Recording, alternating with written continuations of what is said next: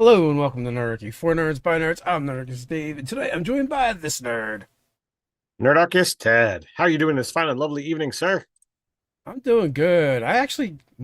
We just got on and kind of went live almost immediately, so I actually got over some tech difficulties I've been having recently that have been plaguing me for like I don't know the past like 6 months. So Shit. Well, that's feels like an accomplishment.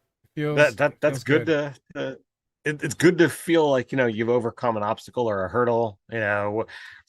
Regardless of what deviation it's coming from, those things are always an amazing uplift. It must be the blessing of the new Artificer class It update. must be. Maybe you put your expertise in a new tool set, and we're able to make it work after all. Maybe I'm just going to chalk it up to dumb luck. I bet my computer updated something, and now when it wasn't working before, it now just works for no friggin' reason. I encountered one of our Patreons who I meet with and coach regularly.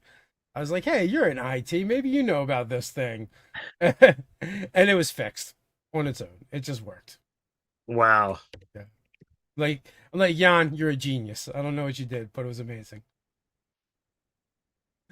So them damn Germans, they're so good, efficient. Well, maybe just the call out of "Can you help?"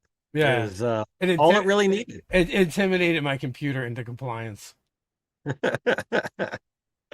So we got a hefty unearthed arcana, which we haven't seen in quite some time, to kind of lean into what the artificer is expected to be in wherever they decide to put it. Yeah. So, first and foremost, the link to the playtest is down in the description below. I believe you just need a free D&D Beyond account, and then you can go access it and check it out. Yeah, you But need to be logged in to get access, but yeah, one. but now, if you want to take a look at it, you can.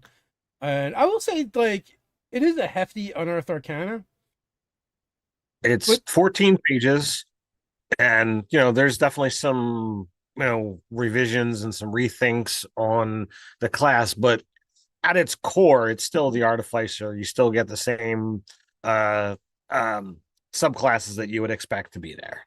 yeah, it's mostly to me. I would say it's mostly tinkering around the edges. Uh, Tinkering. yeah, tinkering around the edges for sure. With like some minor things that have been changed, some quality of life updates, and then I will say like there is one major thing that I'm like I'm not sure if people are gonna like this, but with that, I guess we can jump into it. So Um, before we dive in, I will say if you are very familiar with the Artificer and you don't want to read all 14 pages, there are design notes for the Artificer itself and for each subclass that give a brief overview about what the changes are. It doesn't explain it all because that's what the whole document's about. yeah, Gives you the nuts and bolts, if you will. yeah, which I appreciate that because basically when we've been doing the 2024 breakdown, that's kind of Mhm. like what I go and do is I do a side by side and see what things what the differences are, and then here the designers kind of do that for you. And again, it's playtest, so like you don't know how much of this is going to make it to the final cut. Correct. If people, unfortunately, they do a lot of this stuff by committee, so if something's unpopular, they tend to change that. Right. So do we want to, dive in and see what this new or what this revision looks like? Sure. So I would say level one, you get magical tinkering and spellcasting, and the spellcasting I believe is pretty much exactly the same. With one minor thing is now there are two classes in 2024 rules and this playtest that are able to swap out cantrips, and that is the wizard and the artificer. Yes. Um, I actually read that and it made me question. I'm like, are the other classes allowed to do this? no, no, actually, I think in the sidebar they actually, or no, not in the sidebar. I think I'd watched part of the video with Jeremy Crawford and Todd Kenrick. He like called that out, like these are the only two classes that can do it, and the idea being that they're the two most studious classes Mm-hmm. at their core. So It makes sense, and I got no problem with it. so the other change is magical tinkering, and basically used to create like a minor magic item that basically had almost like a prestidigitation effect to it. And you had a couple choices, and also it is a lot like the tinker, like the gnomes, the rock gnomes tinkering ability. So they went away from that, and basically now instead, you can just create objects, mundane objects, and they give you a list which eventually gets expanded on, but it's basically like just general regular gear. Yeah, the stuff that you're going to find right out of the equipment list in the player's handbook, you know, ball bearings, a bedroll, a blanket, caltrops, string, a torch, a vial, a whole assortment of stuff that in a pinch, it's like you kind of need these things every so often. And if you didn't think about getting in and you're already in the dungeon, you got your artificer around, you can go ping, ping, there you go. Yep, can really use a 10-foot pole right now, and bam, 10-foot pole. And it's a magic action to do it. You have to be holding your tinkering tools, and it appears within 5 feet of yourself, and you just choose the item from your list. There's no gold cost associated. You don't need to have stuff. It's assuming as an artificer, you've got a whole bunch of things with you, and you just cobble it together from either what you've got or the things around you. Yeah, and the items last an hour. It would be kind of cool if you could make it last, if you could shorten the duration. Like, I don't know if you, I don't know, is ladder one of the options? No, ladder, but rope, right? So you summon a rope and you all Right. climb up it, and then the enemy starts climbing up it and make it go away. Not an option. You have to cut it like a peasant. So, I mean, for me, if I was the DM and like a player was looking to do just that, I mean, that to me, that falls under the rule of cool of like, all right, I snap my fingers, the rope's gone, the enemies fall, hilarity ensues. Yeah. I'm here for it. Yeah. Tally asked if it's a half caster. Artificer is still a half caster. Yes. But matter of fact, it's funny though. They modeled all the other half casters in a way off the Artificer. Because the Artificer used to be the only half caster that got their spells at first level, and Mm-hmm. now they all do. Um, No, times are changing. Times are changing. Second level, they get their next big change, and it's not really that big. And I was actually a little concerned about it when I saw it. And before, like you had your magical infusions, and you needed the item, and you would then put the infusion into the item, either giving it a special artificer magical infusion or turning it into a magic item from a list Right. of magic items. Now that's no longer the case. You have so many plans. You start off with 4, it goes all the way up to 8. You can create 2 in the beginning, and then it goes all the way up to 6. And now you just create them. You add a whole cloth out of nothing.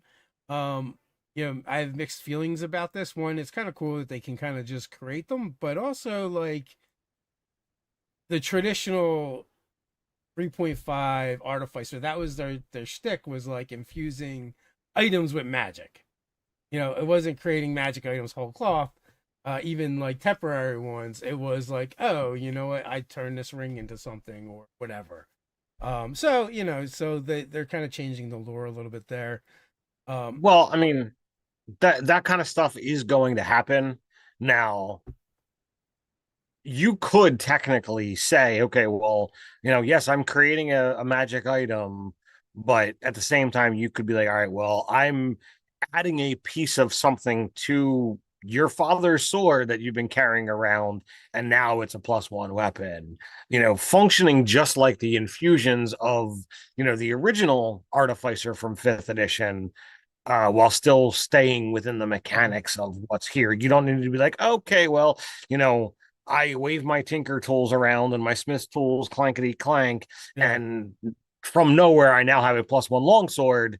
You can do that by rules as written now, but you can do it the other way as well.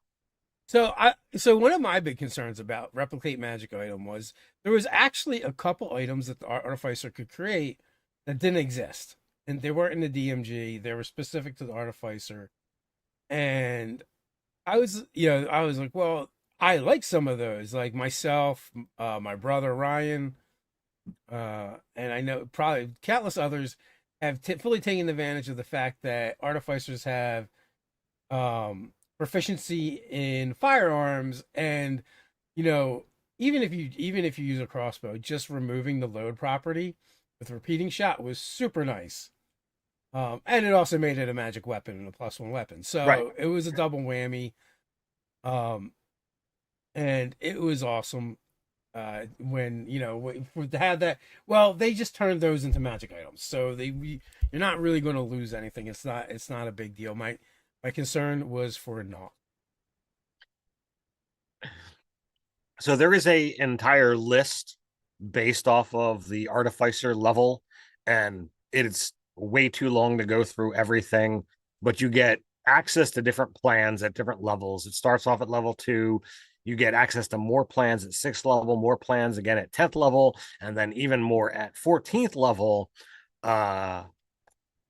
So as you go up in levels and have the ability to learn more plans, you can change them out by, getting access to more and more things. You can essentially finish a long rest with your tools, and you can create these magic items. If you create over what you already have, one of your previous ones just disappears. If you die, they also disappear.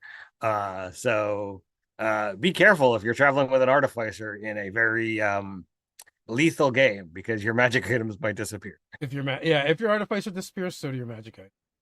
He gets the last half.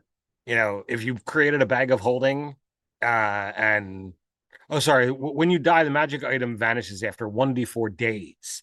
But if you've got a bag of holding that's been created by the artificer, the stuff will just appear next to you harmlessly when the bag of holding disappears. So it does specifically call that out. I mean, overall, I think you get way more options than you had before. Completely. So all in all, net positive. 3rd level subclass, and also you get right tool for the job, which I think also has some minor tweaks to it as well. So the list of items you create with the magical tinkering now includes artisan tools, which are described in the player's handbook. So beyond your basic equipment list that you can, create things with, as I mentioned, the ball bearings or the caltrops, you now can create artisan tools. Or maybe that was the same. Maybe they could do that before. So it's good to be able to be like, okay, I'm playing a tool heavy class and we're in a thing and I need the right tool. Bam, got it. Magic action. 6th level magic item tinkerer. This is the expansion of their ability to create magic items, but also they get train magic item as well. Yeah, I really dig this, and I'm willing to go a step further with it. As a bonus action, you can touch a magic item within 5 feet of yourself that you created with replicate magic item and cause the item to vanish, converting its magical energy into a spell slot. Slot is level 1 if it's a common, or level 2 if it's uncommon or rare. Once you use this feature, you can't do so again until you finish a long rest. Any spell slots you create with this feature vanish when you finish a long rest. So in and of itself, to me, that sounds like you can create a spell slot beyond what you've already got. It's not restoring the energy to you. You are actually trading a resource of a physical thing to heightened casting, beyond your normal ken. Sure. But you're trading your other ability that you're just going to be gone for the day.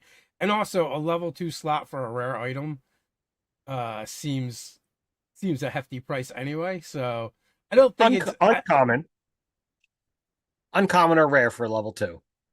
Slot was level 1 if the item is common, or level 2 if the item is uncommon or rare. Yeah. Uncommon is fine, but I think I feel like the rare. Sure. Yeah. Maybe they'll visit this section and maybe bump the rare to a 3rd level slot. That's what I would do. And like I would like I wouldn't let you do it in combat, but I would be willing to explore the idea of you pulling power out of a magic item that you didn't create. Yeah, yeah. So they don't get access to third level spells to ninth, so that might be why they're limited to level 2 spells.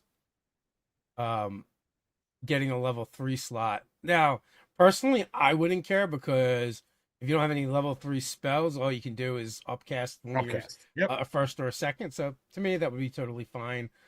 Same. And so that would be the only change if Wizards was to make one, is to be all right, level 1, level 2, level 3. It's one slot. It's hardly going to break your game. Correct. So you also get expanded replication when you learn a plan from your replicate magic item feature.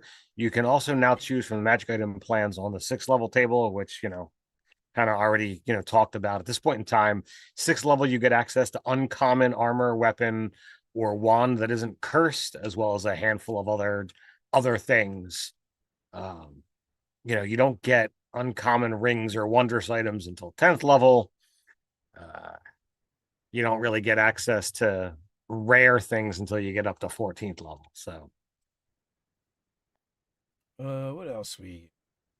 7th level is Flash of Genius, which has been modified slightly. It now says like when somebody fails within 30 feet of you, you can use your reaction to add a bonus to the roll. Um, it's still your intelligence modifier, and you can do it a number of times a day per your intelligence modifier, and you get them back on a long rest. So, Flash of Genius is a great ability. I was worried that this was going to change because I know the Artificer in our group really uses that a lot to, help out the team. When I ran my Other Skies game at D&D in a Castle, I had a bard who used silvery barbs a lot, Uh but huh. also a bard with bard type stuff, right? Uh huh. And then I had two artificers in the group. It was like saving throws and ability checks were like, I don't know, tell me what the number is, guys. Like So, it got a little ridiculous. the only thing you need now is to add a divination wizard into that. Yeah, yeah, yeah. I have no idea. You guys just tell me what the numbers mean. 10th level, magic item adept. Now you can attune up to 4 magic items, and your magic items that you can replicate wind up increasing as per what I spoke about earlier. Yeah. Here, 11th level, we get the spell storing item, and this is another one that has changed a little bit. They got powered up a bit. Do you want me to read, or are we gonna give the short version? You can read it, and we'll go into it. So when you finish a long rest, you can touch a simple or martial weapon or one item that you can use as a spellcasting focus, and you can store a spell in it. Choosing a level 1, 2, or 3 artificer spell that has a casting time of an action, you needed to have the spell prepared, which is nice. While holding the object, the creature can take an action to produce the spell's effect from it, using your spellcasting ability modifier. If the spell requires concentration, the creature must concentrate. The spell stays in the object until it has been used a number of times equal to twice your intelligence modifier, minimum twice, or until you use this feature again to store a spell in another store a spell in an object. Dear Lord. So yeah, so that could be up to 10 times, by this point in time, 11th level. Used to be That's nice. first and second level. They've added third level spells, which I mean, with each level, gets significantly more powerful. Although now it has to be a simple or martial weapon or a spellcasting focus that you can use. Which before you were a lot more flexible. I think you could put it in anything. Right. It's a minor thing, but So all in all, I still like it. I mean, I don't remember, it being able to be used multiple times. I thought it was Oh a, no, it's always been a high can, use. So the struggle is always figuring out what spell to put in there because it's going to get used a lot and it's going to be used at the level of the spell. Like you can't upcast or anything like that. uh-huh. So yeah, I think Ryan used like Vortex Warp something. Mhm. I always struggled with what spell to put in there. I don't think my artificer got high enough level to use that ability. All right. Level 14, magical item savant. So again, this is an easy one. You get expanded replication, being able to create, even more powerful magic items, and now you can attune up to 5 magic items at once rather than 3. 18th level, you get magic item master. You can now attune to up to 6 magic items once rather than 3. 19th epic boon. And 20 soul of the artificer. So Now, Soul of Artifice, they tweaked this one to, make it a little bit more powerful and to kind of keep it in line with some of the other we'll discuss 20. whether it's more powerful or not, but Huh? we'll discuss whether it's more powerful or not. Okay, well that's what the design note said. Yeah, but so you get cheat death. If you're reduced to 0 hit points but not killed outright, you can disintegrate one uncommon or rare magic item you created by your replicate magic item feature, changing your hit point total to 20 instead of 0. So you get, and you figure at this point you have 6 of those. So it looks like It has no action economy. So if you've got these things, it does not say it has to be within a certain distance of you. So it's just like, boom, I'm still alive. Boom, I'm still alive. you Boom, can I'm cheat still death alive. 6 times basically, or magical guidance. While you have attunement to at least one magic item, you can add a d6 to your ability check you make. You decide to add the die roll after rolling the d20 and use this benefit once per turn. Now, let's see what they used to get. You gain a +1 bonus to all saving throws per magic items currently attuned to you. +6. Yeah. If you're reduced to 0 hit points but not killed outright, you can use your reaction to end one of your artificer infusions, causing you to drop to 1 hit point instead of 0. So, All right. So magical guidance is not as good as essentially the +6 to all saving throws. yeah. So But I think Soul of the Artifice is a little like the previous version is a little more powerful. And let's face it, your 20th level, getting 20 hit points back could be the same as getting 1 hit point back for all intents and that is true. purposes. That is true. Just this nerd's opinion. So adding a d6 to one check every round, in the long run might be more useful than saving throws, depending upon the game that you're playing. I think most people would rather choose to have a +6 to all their saving throws and nerf to your attack rolls and saving throw, nerf to your attack rolls and skill checks. Yeah, because I mean, you might get that +6 with that ability, but you might not as well. And if you got to make more than one saving throw in the same round, you can only do it once. Right. So no, Mr. Jeremy Crawford, that is not more powerful in my opinion. So let's see here. Soul of Artifice no longer requires a reaction to cheat death and it restores you to 20 hit points instead of 1. The feature's other benefit now enhances ability checks. So, they're looking to kind of spread it out because the Artificer is supposed to be more skill heavy than saving throw heavy, but I think they revised a little too harshly. Yeah, we'll see what the final cut is. I mean, again, it's a 20th level ability. How much does it come up anyway? That is true. That is always the caveat to level 20 abilities. So next up, we have, I guess we can get into the subclasses. Also, let's see. Callie says he's disappointed in many of the 2024 20th level abilities. Really, I thought most of them were better than the 2014. There's a couple of them that fall short. Like the Ranger, right? Then they boned the Ranger again. Well, I mean the Ranger whole cloth. They tweaked it down. Like it's like, what are you doing? Yeah. But yeah, so there was a note about the spell casting for uh, Artificer. Uh, they added Elementalism and True Strike, Arcane Vigor, Dragon's Breath, and Homunculus Servant. But they also removed, was it Blight, and added something else? Wasn't there something about that? Or was that a. Maybe it might have been one of the subclasses. Okay.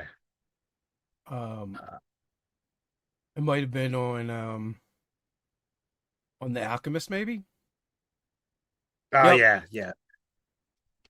I will say adding True Strike to the Artificer is probably gonna be pretty dope for the Artificer. Like they're gonna get way more use out of that Right, than your wizard or your arcane caster. right. So first up is the alchemist. It says that they replaced blight with vitriolic sphere. Uh, they now have the ability to create potions faster, which makes sense. They're freaking alchemists. Mm. And also like one of the easiest things for a player to do and for a DM to kind of guess. So, Um, right off the bat, they get tool proficiency, they get alchemist supplies, and if you've already got it, then you pick another tool of your choice. You know, alchemist gets a series of spells, as yeah. you would expect. Well, under tool For proficiencies, that's also where it lets you know that the time's cut in half for growing your potions.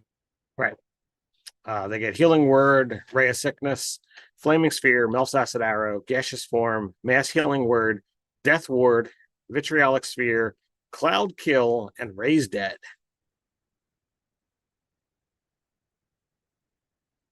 But unfortunately, not quite the replacement for the cleric because that's 17th level. Yeah, yeah. So that is a long wait to get raised dead. It Not is. not sure it's gonna come up all that much, But but hey, Cloud Kill is always fun. cloud kill's always fun. Third level, they get their experimental elixir. Um, they get to produce two of them per long rest, and drinking an elixir is a bonus action. A creature can drink an elixir or administer it to another creature within 5 feet of itself. And basically, now that being said, you create two for free, but you can blow spell slots in order to create more of them. And when you spend the Now, spell slot, you actually pick. yeah. So the two you get for free, you roll the d6, and okay, boom, I've got these set aside that I can use today. But if you do create additionals, uh, then you've got the ability to use a spell slot and pick the one that you want. Yeah, so So there's 5 different ones. Yeah, healing, basically 2 die plus your intelligence mod, swiftness, uh, speed increases by 10 feet for an hour, resilience plus one bonus to armor for 10 minutes, AC boldness, drinker can roll a d4 and add the number rolled every attack roll and saving throw basically for the next minute, basically bless. And flight, drinker gains a fly speed of 10 feet for 10 minutes. So you do fly, just not very fast. And if you roll a 6, you get to choose your effect. so not bad. I don't know how much the flight is going to be all that worthwhile, but whatever. I'm certain creative people can And ways to find use it. a fly speed of 10. Come on. I mean, I guess. I mean, you're doing it at third level, but still too powerful, man. So Too powerful. level 5, you get alchemical savant. Whenever you use whenever you cast a spell using your alchemist supplies as your focus, you can gain a bonus to one roll for the spell. It has to either restore hit points or damage. The damage roll has to be acid, fire, necrotic, or poison, and you add that bonus equal to your intelligence.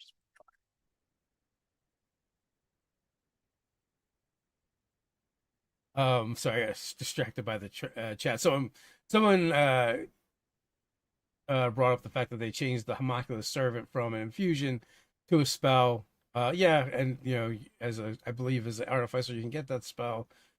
Um, I thought I saw something on the infusions though. You could still make a homunculus, but I don't know. I read it all at once, so it kind of starts jumbling together. There's no they no longer have infusions. Yeah. Oh, I meant not infusion as your craft. Um, Oh no, it's entirely been replaced with the spell with okay. the new spell.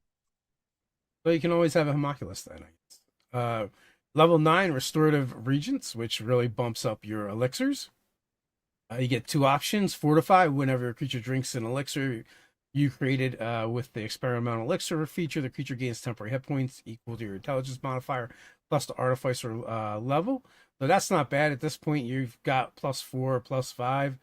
So an extra 14, 13 hit points every time temporary hit points every time you use the elixir. Or you can cast lesser restoration without expending a spell slot, without preparing the spell, provided that you use alchemist supplies as the spellcasting focus. You can do this a number of times equal to your intelligence modifier. So you just get to do that. So Yeah, that aspect is really nice. The restorative. I mean, it's right there in the name, restore.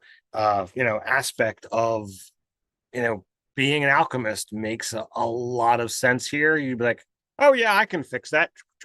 Here you go, drink this. yeah, take a shot. Uh, Level 15, chemical mastery, and this is kind of your so this is capstone ability. so this comes with three cool things. We have alchemical eruption, chemical resistance, and conjured cauldron. So alchemical eruption, when you cast an artificer spell that deals acid, fire, necrotic, or poison damage, you can also deal 2d8 force damage to the target. You can use this benefit only once on each of your turns. So basically, like you're putting all this stuff into a vial, and when you throw the vial and it explodes, the concussive force of the vial exploding is going to cause force damage on top of everything else. Nice. Chemical resistance, you gain resistance to acid damage and poison damage. Two resistances is pretty nice. Yeah. If you happen to get something Well, else with from, the alchemical eruption too, that also stacks with you getting your modifier on top of it as well. So it's an yes. extra 7 to 21 points of damage per turn. And then Conjured Cauldron, you can cast Tasha's Bubbling Cauldron without expending a spell slot and without material components, provided you use alchemical supplies as your focus. So it's one free additional casting of a specific spell. Yeah. I mean, all in all, for an ability, like two resistances, extra damage, and a free casting, not bad at all. Next up is our Iron Man of artificers. So I think they've really stepped into the Iron Man aspect here with the new design. Yeah. So Uh, so the armor is basically you make a suit of armor and you can um basically infuse all your magic into that. Also, you don't need a combat wheelchair anymore if you play a armor artificer because your suit of armor is basically functional prosthetics. yes. So right off the bat, level 3 tools of trade, you gain proficiency with heavy armor and you gain proficiency with smith tools. If you've already got smith tools, then you get another artisan tools of your choice. And if you craft magical or non-magical armor, the amount of time required to craft is halved. Very So nice. That not, that wait for that plate mail, man. It takes forever. your armor spells, you get magic missile, thunder wave, mirror image, shatter, hypnotic pattern, lightning bolt, fire shield, greater invisibility, pass wall, and wall of force. So very, very combat oriented when it comes to spells. There's a lot of great spells in there. Crosses a lot of different spectrum of usability, and I'm pretty sure you can find uses throughout all of Iron Man of where all of these things come into. Arcane armor. So at third levels of magic action, while you have smith tools on hand, you turn your suit of armor you are wearing into arcane armor. The armor continues to be arcane armor until you don another suit of armor or you die. You can gain the following benefits while you're wearing it. No strength requirement, so you get to ignore that. pick don and doff, you can don and doff your armor as a utilized action. So being able to put on armor or take it off in one round is a big deal. Completely. And this is the completely Iron Man effect here of just be like, yep, just conjure it right to my hand. And it's also a second skin. It attaches to you and can't be removed against your will. It also expands to cover your entire body, although you can retract or deploy the helmet as a bonus action. The armor replaces missing limbs, functionally identical to a limb it replaces. You want to play a paraplegic? This is your chance. So it says replacing missing limbs, multiple. So it doesn't have a limit. So if somehow you've become an artificer and you just got like one arm and somebody just, puts you next to the smithy, you can be like, all right, I'm gonna just smack this anvil and or smack this metal until it's there. All you got to do is make it happen with the armor, and once it's arcane, boom, I can use them all. But that's not all. The arcane armor can also function as your spellcasting focus for your artificer spells. So you've got the ability to be like, okay, well, I'll pick up a shield, I'll pick up my, my weapon, and I can use my armor as my focus because it's on me. It is me. Yep. That is super useful. But we're still not done with what you get for level 3. We've also got armor model. You have the ability to customize your arcane armor. When you do so, choose one of the following models: Dreadnought, Guardian, or Infiltrator. The model you choose gives you special benefits while you wear it. Each model includes a special weapon. When you attack with that weapon, you can add your intelligence modifier instead of strength or dexterity to the attack and damage rolls. You can change the armor's model whenever you finish a short or long rest if you have your smith tools in hand. So this is where like it goes, crazy bonkers with having, the ability to choose what you do here.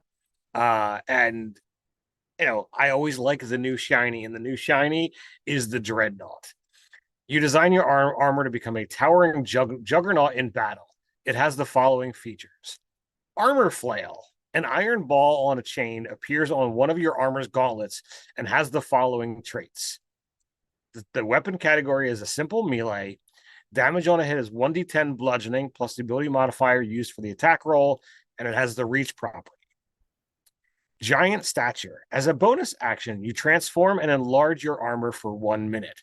For the duration, your reach increases by 5 feet, and if you are smaller than large, you become large, along with anything you are wearing and carrying. If there isn't enough room for you to increase your size doesn't change. You can use this bonus action a number of times equal to your intelligence modifier, and you're gaining all expended uses when you finish a long rest.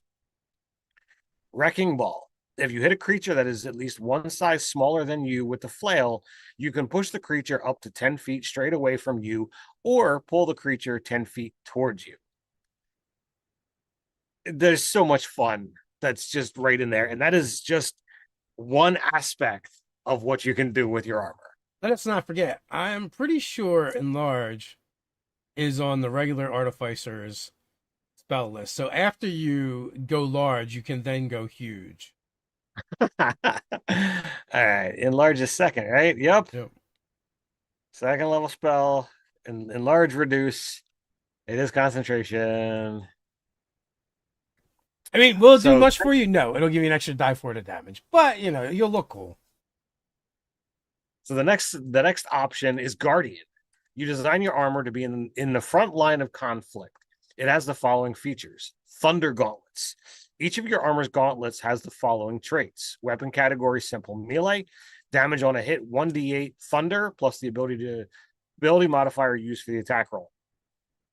A creature hit by the gauntlet has disadvantage on attack rolls against targets other than you until the start of your next turn, but it also has a defensive field. While you are bloodied, you can take a bonus action to gain temporary hit points equal to your artificer level.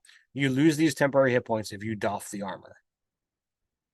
Not quite as fancy as the Dreadnought, but being able to cause your opponents to have distracting attacks, and for you to just be every round more temporary hit points. That's It's not quite the barbarian, but it's pretty snazzy. And the last option is the Infiltrator. You customize your armor for subtle undertakings. It has the following features. Lightning Launcher. A gem-like node appears on one of the armor's gauntlets or on the armor's chest, your choice. I would honestly say it could be wherever you want. You want it to be a shoulder-mounted cannon. I'm okay with that. A gem on your forehead, whatever. But by raw, that's what it says. Chest or hands, because it's got to be Iron Man, right? Yeah. Weapon category is simple ranged. Damage on a hit is 1d6 lightning plus the ability modifier. Properties, it counts as thrown, even though it's not really throwing. Range is 90 feet short, 300 feet long.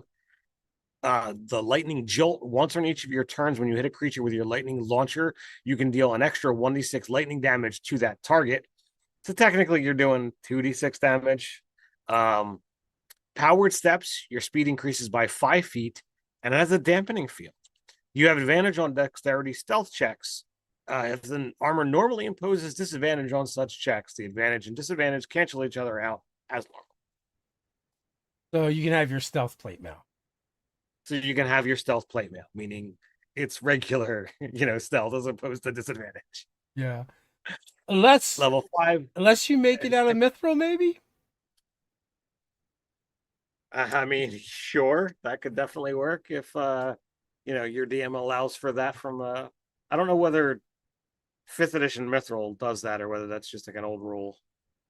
It's been a long time. No, I think that is what I mean, it may have changed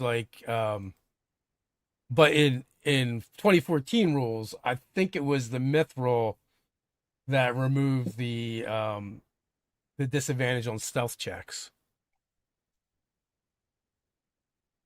But it wouldn't be the first time I was wrong. Well, that's why we've got a nice situation to look it up. The armor normally imposes disadvantage on dexterity stealth checks or has a strength requirement. The mithril version of the armor doesn't.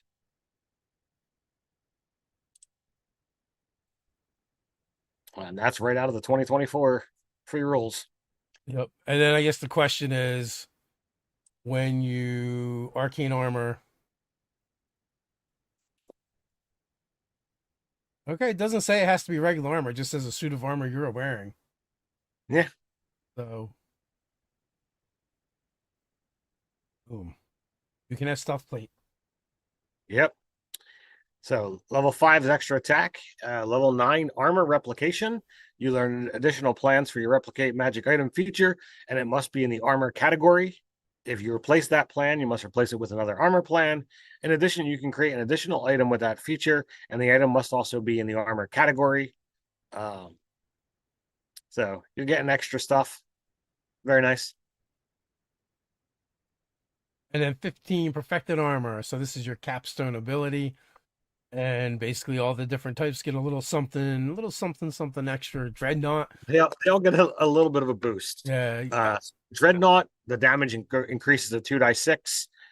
When you use the giant stature, your reach increases by 10 feet. And you can go all the way up to huge if you want and gain a fly speed equal to your speed. Utterly absurd. Why? Why? Because you're Iron Man. Yeah, but the Artificer, you can only fly 10 feet around for a minute or whatever it is. Yeah, well, now you're Iron Man. So, you can be your your Hulkbuster. If you go with the Guardian, your thunder damage, increases to a die 10. In addition, when a huge or small creature you can see ends its turn within 30 feet of you, you can take a reaction to magically force that creature to do a strength save. On a failed save, the creature, you pull the creature up to 25 feet directly to an unoccupied space. And if they get within 5 feet of you, you can make a free attack against them. And you can use that a number of times equal to your intelligence modifier. And lastly, Infiltrator, your damage die of your lightning launcher increases to 2d6, which there's still the caveat of you can add on another d6 to that once per turn. Your lightning launcher glimmers with magical light until the start of your next turn. The glimmering creature sheds dim light in a 5-foot radius and has disadvantage on attack rolls against you as the lightning jolts jolts it if it attacks you. So all in all of them are, quite potent. And the fact that you can freaking Iron Man, okay, well, I've got, my Mark 1, my Mark 2, and my Mark 3, depending upon what type of thing you need for this particular mission, you just And change it out. the most important thing is now you can be gargantuan. Yes, yeah, you can go up to huge and then cast enlarge. Just be like, rah! You can then arm wrestle the dragon, but your strength doesn't go up, so your chances aren't really great, even with the advantage on your strength check. Because I'm thinking you don't have a bumpy strength as an artificer. But you're telling me there's a chance. There's a chance. And hey, just because the average artificer doesn't, pump a high strength doesn't mean you can't go with a high strength artificer build. That's true. You could go high strength, high intelligence, I guess. I mean, you'll have very little use for that strength, but because you're gonna use your intelligence bonus for everything anyway. Sure. But if you want, if you've You got want to arm wrestle, long dream of arm wrestling the dragon, you're like, yeah, bring it.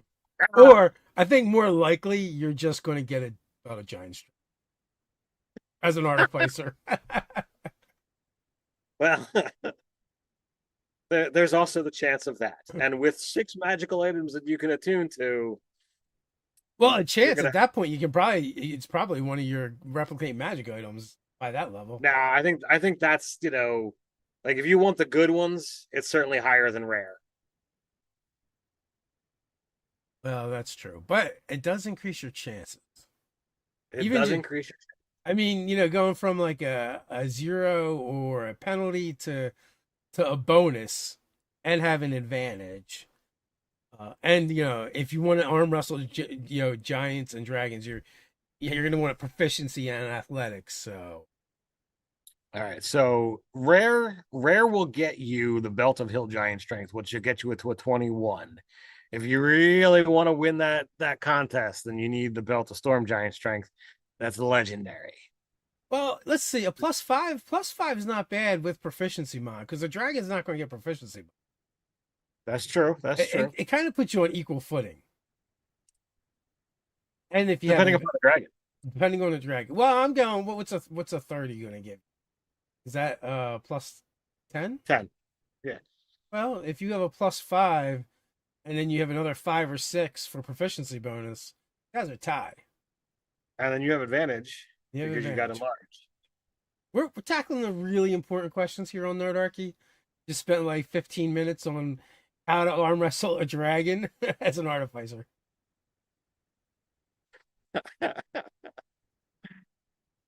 Wow, the time is flying. I did not realize going through this would take this long. So we got 2 more things to do. So I think we gotta hurry up here. Okay. All right. What do we got left? Did we do Guardian? So next up is the artillerist. And just like the other ones, you gain a tool proficiency. This one is woodcarver's tools. And if you're going to craft a magic wand, the amount of time is halved. Artillerists are kind of linked to wands in this case, because the wand is your gun somehow. Yeah, basically.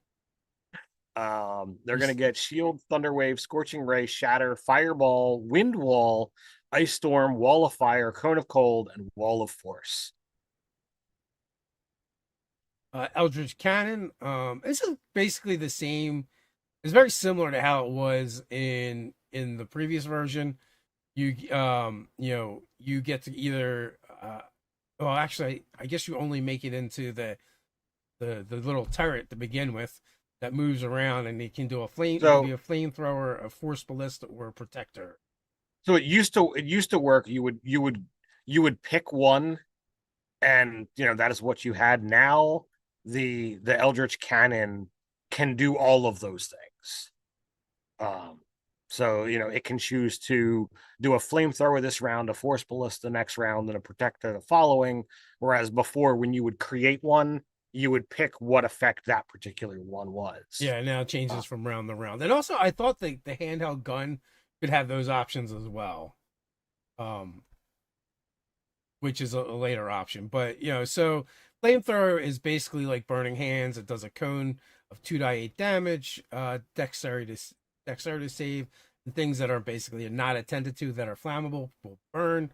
The Ballista is your ranged force damage, 2d8 force damage at 120 feet. Not bad at all. It also pushes 5 feet, so you can keep knocking things back.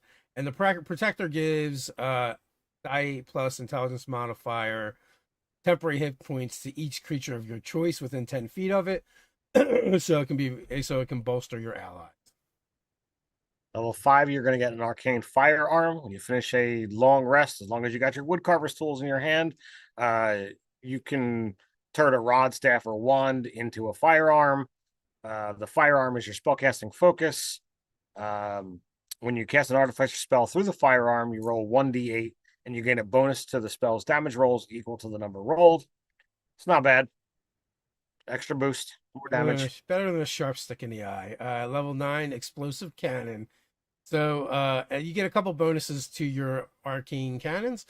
Detonate. When the cannon is reduced as your hit points, you can take a reaction to command the cannon to detonate.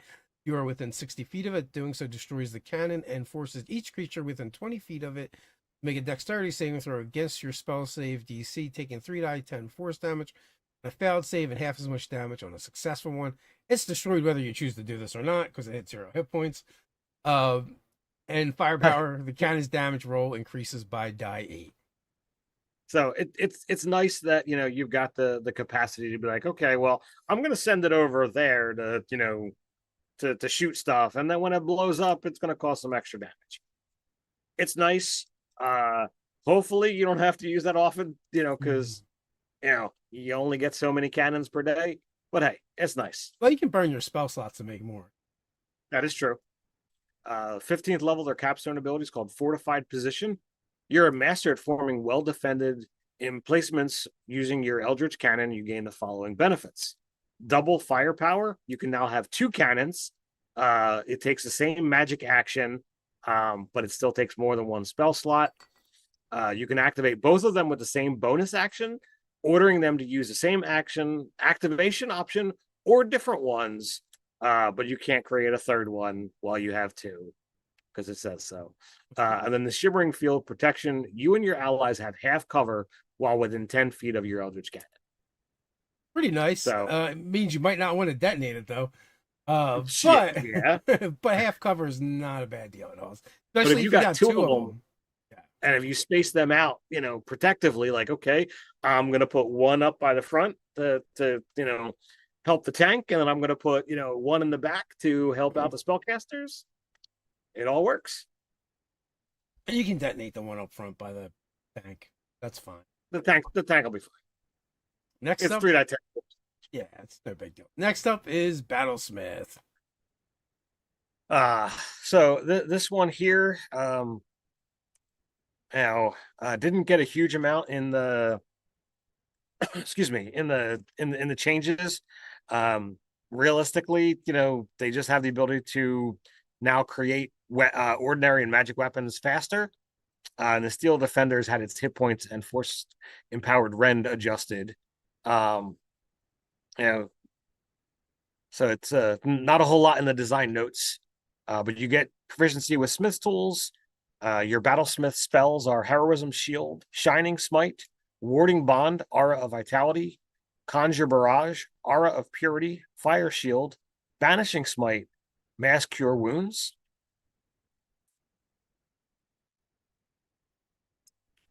Battle Ready, Arcane Empowerment. You basically can use your intelligence modifier instead of strength or dex for your attack and damage rolls.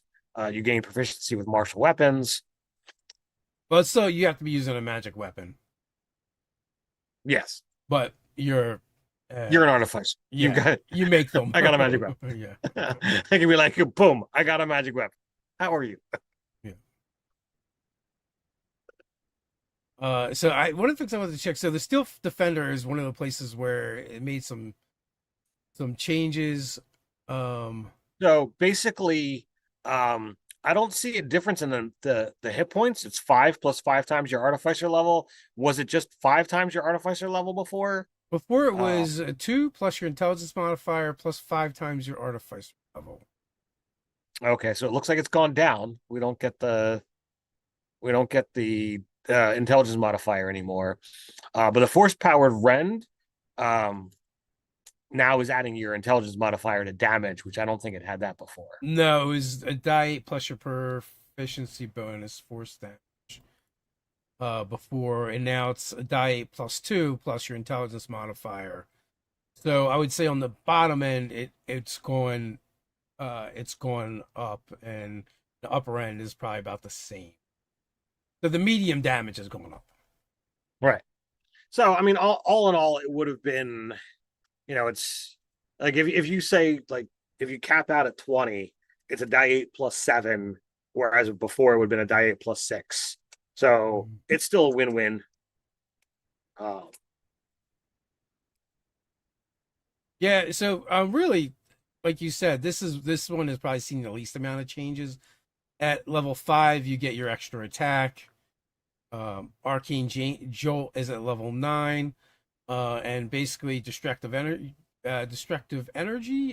is one of your options. You can a target takes an extra 2d6 force damage, or restorative energy. Choose one creature or object you can see within 30 feet of the target. Healing energy flows into the chosen recipient, restoring 2d6 hit points. You can use this a number of times equal to your intelligence modifier. But you can't do it more than once a round. Gain them after a long rest, and basically it had to be within a certain distance of your steel defender. Basically, it's when your steel defender attacks something, you get to also do your arcane jolt. 15th level, your capstone ability, you get improved jolt. The healing goes up to 4d6. Your fortified defender, the defender gets a +2 bonus to armor class and improved deflection. Whenever your steel defender uses a deflect attack, the attacker takes force damage equal to 1d4 plus your intelligence modifier. Um, all in all, I think the battlesmith has so far been the favorite at the tables that I've been a part of. Um, Yeah, I think so I've I would say it's not that the battlesmith is better than the other options. I just think people like pets. sure. So, uh, battlesmith aside, are there any of those that you're keen to play? Well, I've already played the battlesmith. I would say any of them really are decent. I've seen the artillerist in my D&D in a castle game, which was a high level game, and they were pretty effective and useful. Just the general uses for the artificers, where they're that kind of jack of all trades class, makes them super useful in the support unit or support role. But then also, like, they have enough abilities to to also augment, offensively your party. A high Then the high level artificer, or the high level artificer artillerist, even more so because they can offer that cover, giving a bonus to Yep. armor class, which didn't really get used that much in my game. They were more about like shooting things. So Sure, sure, sure. I want to play an armorer. I read that and I'm like, yep. Being able to change between any of those things, I'm like, yep. Give me. yeah, I think there's some like cool combinations you could probably do too, with maybe like the battle master fighter. Sure, sure. Yeah, I was looking for some combos with monk or barbarian, but the heavy armor kind of eliminates the cooler things you might want to try. Sure, but if you can find yourself mithril, wouldn't count as Uh, heavy armor. no, it's still heavy armor. Damn it. It just doesn't have the drawbacks of being heavy armor. Damn it. All right, well, I tried. Yeah, yeah. Uh, And I think any of them could be converted very easily into a villain. completely. I mean, I don't know. I haven't explored much with Artificer. I got to play the one in your campaign. Um, So who knows? Maybe Artificer will be my next thing, since there is a potential game on the horizon. There's always potential games on the horizon. So, uh, So before we go, we are close to the end here.